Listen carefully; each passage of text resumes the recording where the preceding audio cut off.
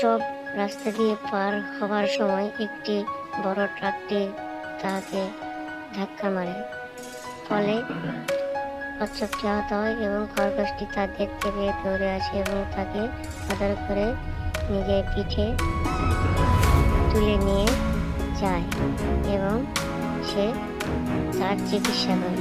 চিকিৎসা করার পরে সে সমুদ্রের কিনারে তাকে বিদায় জেনে রেখে আসে এবং সে পানিতে সাঁতার কাটে। তারপর ঝড় বৃষ্টি রাত খরগোশটি একটি বোতল কুড়িয়ে পায়।